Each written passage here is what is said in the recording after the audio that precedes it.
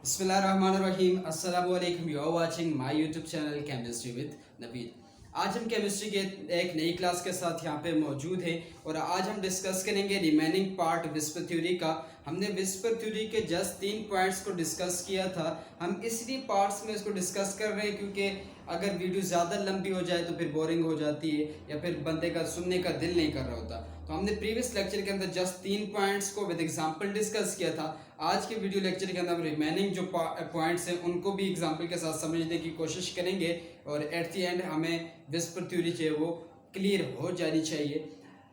तो इससे पहले कि हम आगे फर्दर पॉइंट्स के ऊपर मूव करें, पोस्टुलेट के ऊपर मूव करें, तो प्रीवियस जो था उसको भी एक नज़र देख लें ताकि आपके माइंड के अंदर वो पूरा स्केच आ जाए कि हमने लास्ट टाइम क्या पढ़ा था। हमने बात की थी कि valence shell electron pair repulsion theory जो है वो डिपेंड करती है किस पे जी, सेंट्रल एटम के ऊपर, कि सेंट्रल एटम होना ज़रूरी है। या फिर हमने कहा था कि सेंट्रल एटम जो है वो किस पे हम आसानी से पता लगा सकते हैं, जो मॉलिक्यूल के अंदर कम से कम 3 एटम्स जो हैं वो क्या हो, अरेंज हो। एग्जांपल के तौर पे अगर आप लिखना चाहो तो ये वाटर की एग्जांपल आप लिख सकते हो, क्योंकि 3 है तो यहाँ पे सेंट्रल एटम क्या है, ऑक्सीजन है। तो विस्पर थ्योरी सेंट्रल एटम के ऊपर डिपेंड करती है और डिपेंड करती है तो इसका मतलब है ये 3 से ज़्यादा वाले मॉलिक्यूल के ऊपर अप्लाई हो सकती है, उससे कम वाले मॉलिक्यूल्स के ऊपर ये अप्लाई बिल्कुल नहीं हो सकती। नेक्स्ट पॉइंट के अंदर हमने बात की थी कि वो जो सेंट्रल एटम के साथ एटम्स अटैच होंगे। मिसाल के तौर पर हमने बात की थी किस पे, यहाँ पे देख ले एग्जाम्पल, हमने बात की थी कि देखें कि जो भी बॉन्डेड एटम होंगे, attached atom must be at maximum distance to minimize repulsion, के सेंट्रल एटम के साथ जो साइडेड एटम होंगे या जो अटैच एटम होंगे या जो बॉन्डेड एटम होंगे वो इतनी ज़्यादा डिस्टेंस पे होने चाहिए कि उनके दरमियान रिपल्शन बहुत ज़्यादा कम हो जाए ताकि उनके अंदर स्टेबिलिटी आ जाए। फिर आपने देखा था कि मुख्तलिफ मॉलिक्यूल्स के अंदर मुख्तलिफ अरेंजमेंट थी उनकी रिपल्शन कम करने के लिए, हमने उसके ऊपर भी बात की थी। थर्ड पॉइंट था हमारा lone pair will occupy more space as compare to bond pair, क्योंकि लोन पेयर एक न्यूक्लियस के पास होता है तो एक न्यूक्लियस मतलब उसको अफेक्ट कर रहा होता है, खींच रहा होता है, ये फोर्स लगा रहे होते हैं, जबकि बॉन्ड पेयर के केस में दोनों न्यूक्लियस अपनी अपनी फोर्स लगा रहे होते हैं, इसलिए वो इतनी ज़्यादा जगह नहीं घेर पा रहा होता। जबकि जो लोन पेयर होते हैं वो ज़्यादा स्पेस ऑक्यूपाई करता है और ज़्यादा स्पेस ऑक्यूपाई करता है तो उसकी रिपल्शन भी क्या होती है, ज़्यादा होती है। फिर हमने रिपल्शन ऑर्डर लिखा था कि लोन पेयर और लोन पेयर के दरमियान रिपल्शन सबसे ज़्यादा होगी, फिर उससे कम लोन पेयर और बॉन्ड पेयर के अंदर, फिर सबसे ज़्यादा कम आपके पास आ जाएगी बॉन्ड पेयर और बॉन्ड पेयर के अंदर। ईटा के अंदर एमसीक्यूज आता होता है कि रिपल्शन आर्डर लिखें जी, डिक्रीजिंग में भी और इंक्रीजिंग में, 2 तरह की एमसीक्यूज आती है। तो फिर आपने अरेंजमेंट लिख लेनी है। अगर इंक्रीजिंग का बोलेगा तो सबसे पहले आप कम वाले को लिखोगे, ये फिर उसके बाद ये फिर उसके बाद ये। अगर कहे डिक्रीजिंग आर्डर लिखो, जैसे कि ये लिखा हुआ है कि सबसे ज्यादा लोन पेयर की रिपल्शन, उससे कम लोन पेयर और बॉन्ड पेयर की रिपल्शन, और उससे कम क्या हो जाएगी बॉन्ड पेयर और बॉन्ड पेयर की रिपल्शन। ये 3 पॉइंट्स हमने डिस्कस किए थे वहां पे। नेक्स्ट आज के जो पॉइंट्स है वो क्या है, पॉइंट नंबर 4 है। चलते हैं पॉइंट नंबर 4 की तरफ। पॉइंट नंबर 4 क्या है, multiple bond act as a single bond. Multiple bond से मुराद क्या है, मल्टीपल बॉन्ड्स का मतलब क्या है, मल्टीपल बॉन्ड किसको बोलते हैं, एक से ज्यादा बॉन्ड को, डबल बॉन्ड या फिर ट्रिपल बॉन्ड को। तो ये विस्पर थ्योरी के अकॉर्डिंगली अगर एक से ज्यादा बॉन्ड आ जाते हैं, 2 आते हैं या 3 बॉन्ड आ जाते हैं, तो उसको आप एक कंसिडर करोगे। यहां से एक एमसीक्यूज भी आती होती है ईटा के एमसीक्यूज के, कार्बन डाइऑक्साइड के अंदर अकॉर्डिंग टू विस्पर थ्योरी कितने बॉन्ड्स मौजूद हैं, ठीक है। तो अकॉर्डिंग टू विस्पर थ्योरी इसके केस में जो है ये जो बॉन्ड है आपके पास, ये पूरा एक बॉन्ड कंसिडर किया जाएगा और ये भी पूरे एक बॉन्ड कंसिडर किया जाएगा। ऑप्शन दिए होते हैं 1 2 3 एंड 4, तो आप लिखोगे कि कार्बन डाइऑक्साइड के अंदर कितने बॉन्ड पेयर मौजूद होते हैं, 2 मौजूद होते हैं। और याद रखना है कि अगर हम ये जो विस्पर थ्योरी के अकॉर्डिंगली मल्टीपल बॉन्ड्स को एक कंसिडर करते हैं, जैसे हम यहाँ पे ये 2 है तो हमने इनको एक कंसिडर किया है, तो इससे शेप के ऊपर कोई इफेक्ट नहीं आएगा। मिसाल के तौर पे देखें, ये आपके पास कार्बन डाइऑक्साइड थी, इसमें डबल बॉन्ड मौजूद है, और अगर इसके एंगल देखा जाए तो एंगल इसके कितने होते, 180 एंगल है। इस तरह अगर आपने बेरिलियम क्लोराइड की एग्जांपल पढ़ी थी तो बेरिलियम क्लोराइड लिखी, यहाँ पे तो सिंगल भी बॉन्ड है, ठीक है, तो यहाँ पे भी एंगल कितने 180, तो एंगल के ऊपर कोई इफेक्ट नहीं आ रहा कि डबल बॉन्ड मौजूद है या ट्रिपल बॉन्ड मौजूद है, ठीक है। तो इसीलिए according to VSEPR theory multiple bond को क्या किया जाता है, एक कंसिडर किया जाता है, सिंगल बॉन्ड कंसिडर किया जाता है। ये एमसीक्यूज आती हैं, इटर की याद रखना है। नेक्स्ट पॉइंट है पॉइंट नंबर 5, बहुत इंपॉर्टेंट पॉइंट है, effect of bonding pair electrons. Effect of bonding electrons pair decreases with increase in electronegativity of atom forming a molecule। Central atom के साथ मौजूद इलेक्ट्रोनेगेटिविटी का ज्यादा हो जाना, इस पॉइंट को समझना है। सेंट्रल एटम के साथ मौजूद जो बॉन्डेड एटम है, जो मिलके एक मॉलिक्यूल बना रहे होते हैं, कह रहे अगर उसकी इलेक्ट्रोनेगेटिविटी ज्यादा हो जाती है तो इस केस के अंदर क्या होगा, उनके दरमियान क्या हो जाता है, इफेक्ट ऑफ बॉन्डिंग इलेक्ट्रॉन पे डिक्रीजेस, रिपल्शन कम हो जाती है उनके दरमियान विद इंक्रीज इन इलेक्ट्रोनेगेटिविटी। अगर एक किसी भी मॉलिक्यूल के अंदर मिसाल के तौर पे किसी भी मॉलिक्यूल के अंदर, एग्जांपल के तौर पे यहाँ पे लिख रहा हूँ, ये कार्बन है लेट्स सपोज हमारे पास, यहाँ पे अटैच है फ्लोरीन, और यहाँ पे एक और आपके पास लेट्स सपोज एग्जांपल लिखते हैं, ये यहाँ पे क्या मौजूद है, ब्रोमीन। क्योंकि फ्लोरीन टॉप का मेंबर है तो इसकी इलेक्ट्रोनेगेटिविटी सबसे ज्यादा होती है, ब्रोमीन की इलेक्ट्रोनेगेटिविटी उससे कम होती है क्योंकि इसके एक तो एटॉमिक साइज ज्यादा हो जाते हैं, डाउन द ग्रुप आ रहे होते। अब याद रखना है, इस पॉइंट को समझना है, इस फ्लोरीन के बॉन्ड के दरमियान और इसके दरमियान रिपल्शन जो है वो क्या होगी, दोनों के दरमियान रिपल्शन आपने पढ़े, इस बॉन्ड के दरमियान और इस बॉन्ड के दरमियान भी रिपल्शन क्या है होगी, क्योंकि आपने पढ़े यहाँ पे लोन पेयर में भी रिपल्शन होती है, लोन पेयर बॉन्ड पेयर में भी होती है, बॉन्ड पेयर और बॉन्ड पेयर में भी रिपल्शन होती है। इस पॉइंट का मतलब क्या है कि जो वो वाले एटम्स जो मिलके मॉलिक्यूल बना रहे होते हैं, अगर उनमें इलेक्ट्रोनेगेटिव एटम आ जाता है जैसे फ्लोरीन, ब्रोमीन, तो अगर इलेक्ट्रोनेगेटिविटी ज्यादा होगी तो रिपल्शन कम हो जाएगी। इनके दरमियान जहाँ पे फ्लोरीन मौजूद है यहाँ पे रिपल्शन कम होगी, जहाँ पे ब्रोमीन मौजूद है वहां पे रिपल्शन क्या होगी, ज्यादा होगी। ऐसा क्यों है, फ्लोरीन ज्यादा इलेक्ट्रोनेगेटिव है। जब ज्यादा इलेक्ट्रोनेगेटिव है तो आपने पढ़ा है कि ज्यादा इलेक्ट्रोनेगेटिव वाला अपने इलेक्ट्रॉन्स को अपने होल्ड में रखता है, जब इलेक्ट्रॉन्स उसके होल्ड में होते हैं, स्ट्रांगली अट्रैक्टेड होते हैं, तो फिर वो रिपल्शन इतनी ज्यादा काज नहीं कर रहे होते।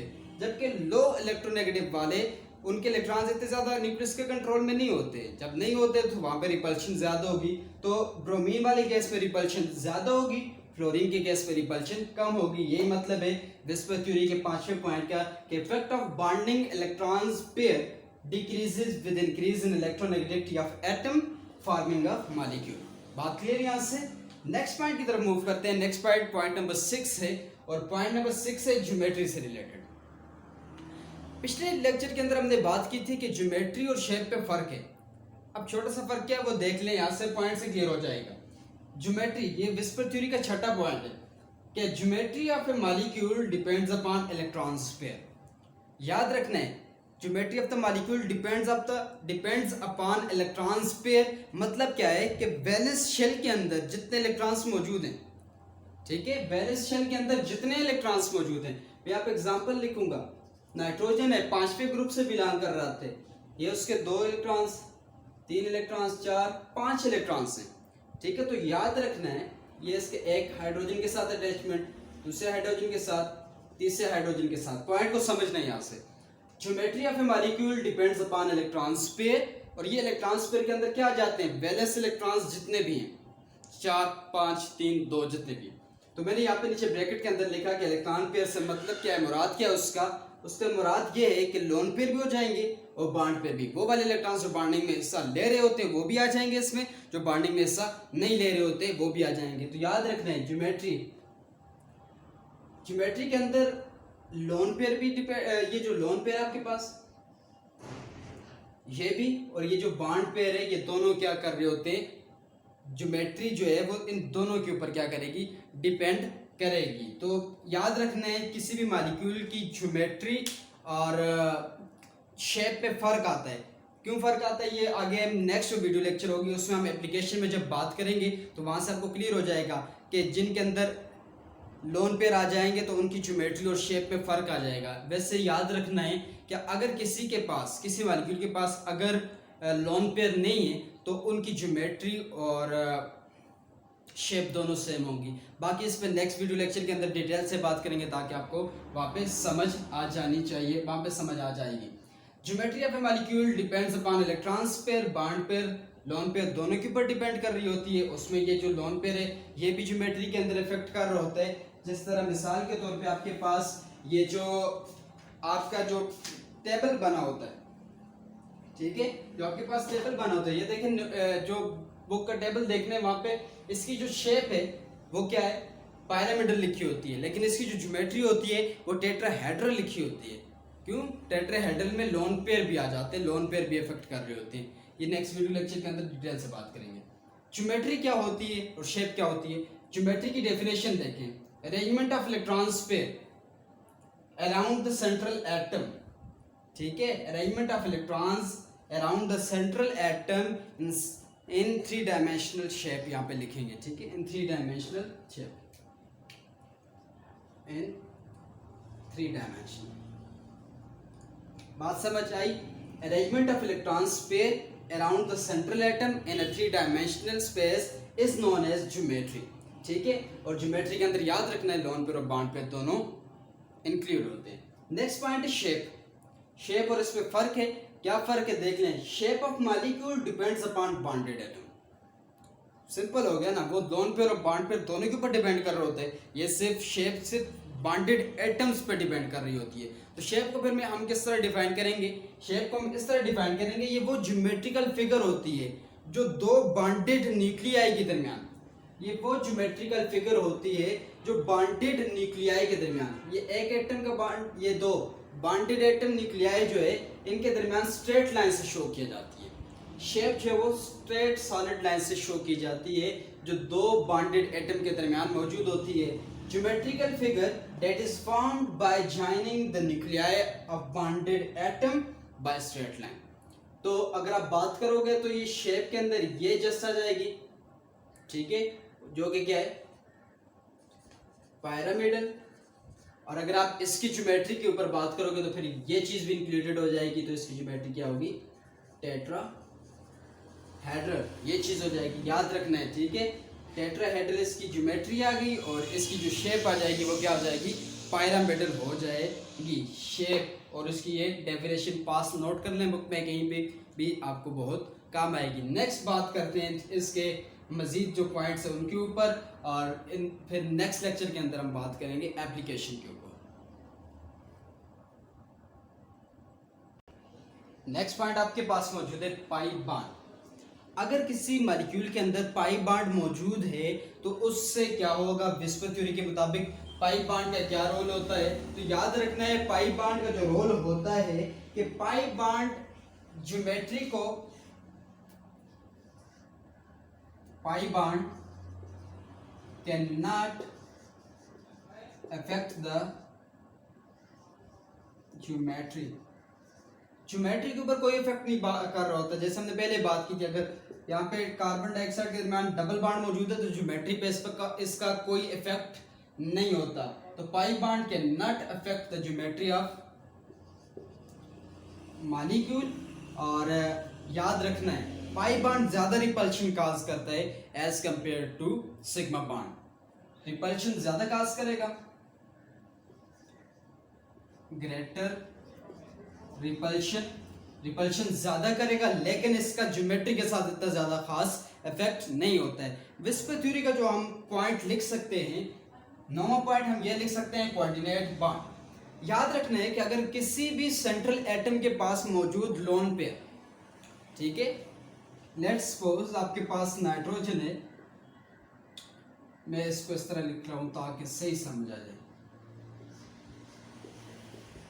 ये आपके पास लेट्स सपोज अमोनिया है और अमोनिया के केस में नाइट्रोजन सेंट्रल एटम है और सेंट्रल एटम के पास मौजूद लोन पेयर। याद रखना है कि अगर विस्पर थ्योरी के मुताबिक अगर ये है कि ऐसे किसी भी मॉलिक्यूल के पास कोई एक ऐसा एटम आता है, जैसे हम आपने कोऑर्डिनेट बॉन्ड पढ़ा हुए उसी की बात कर रहे हैं, ऐसा आ जाता है एटम जिसके पास एम्प्टी ऑर्बिटल होते हैं, एम्प्टी ऑर्बिटल है, इसके पास कोई इलेक्ट्रॉन्स नहीं है। जिसके पास कोई इलेक्ट्रॉन्स नहीं होते उसको आप क्या बोलोगे, उसके ऑर्बिटल्स जो सारे के सारे क्या होते हैं, वो एम्प्टी होते हैं। तो याद रखना है इस केस में ये होता है कि जो इलेक्ट्रॉन पेयर है वो शिफ्ट हो जाएगा किससे, उस सेंट्रल एटम से किसकी तरफ, उस जिसके पास इलेक्ट्रॉन्स नहीं थे।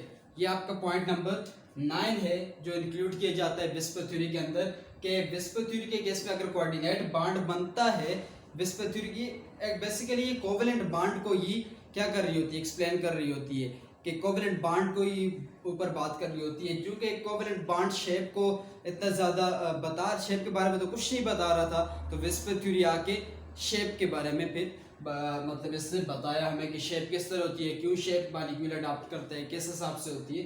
तो याद रखना है कि सेंट्रल एटम से इलेक्ट्रॉन पेयर जो है वो शिफ्ट कर जाएगा किस तरफ, जिसके पास इलेक्ट्रॉन्स नहीं है, इसको भी विस्पर थ्योरी का पॉइंट इंक्लूड किया जाता है।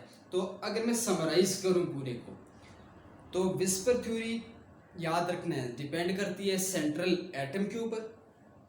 विस्पर थ्योरी के अंदर जो अटैच्ड एटम होते हैं वो इतने ज़्यादा डिस्टेंस पे होने चाहिए कि उनके दरमियान रिपल्शन क्या हो जाए, कम हो जाए। फिर उसके बाद तीसरा जो पॉइंट है वो ये है कि लोन पेयर और लोन पेयर जो है वो ज़्यादा स्पेस ऑक्यूपाई कर रहे होते हैं, जिसकी वजह से उनकी रिपल्शन भी क्या होती है, ज़्यादा होती है। हमने कहा कि लोन पेयर और लोन पेयर के दरमियान रिपल्शन सबसे ज़्यादा होगी, लोन पेयर और बॉन्ड पेयर के दरमियान रिपल्शन कम होगी, और बॉन्ड पेयर और बॉन्ड पेयर के दरमियान रिपल्शन सबसे ज़्यादा कम होगी। फिर इसके बाद हमने चौथा पॉइंट डिस्कस किया कि जितने भी मल्टीपल बॉन्ड्स हैं, 2, 3, double bond, triple bond, whisper theory के अकॉर्डिंगली उनको एक ही बॉन्ड कंसिडर किया जाएगा और उनका ज्योमेट्री के ऊपर कोई इफेक्ट नहीं होता है। उसके अलावा हमने बात की ज्योमेट्री क्या होती है। ज्योमेट्री होती है 3 डायमेंशनल शेप होती है, अरेंजमेंट ऑफ एटम्स होती है around central atom in 3 dimensional, और ज्योमेट्री जो है वो डिपेंड करती है किस पे, लोन पेयर और बॉन्ड पेयर दोनों के ऊपर। तो याद रखना है कि अगर किसी भी एटम के अंदर लोन पेयर आ जाएंगे तो फिर उसकी ज्योमेट्री और शेप डिफरेंट होगी, लेकिन अगर किसी के पास लोन पेयर नहीं है, सारे के सारे बॉन्ड पे हैं, तो उसकी जो ज्योमेट्री होगी वही शेप होगी। ये नेक्स्ट वीडियो लेक्चर के अंदर हम बात करने वाले हैं। फिर उसके बाद नेक्स्ट हमने पॉइंट डिस्कस किया शेप।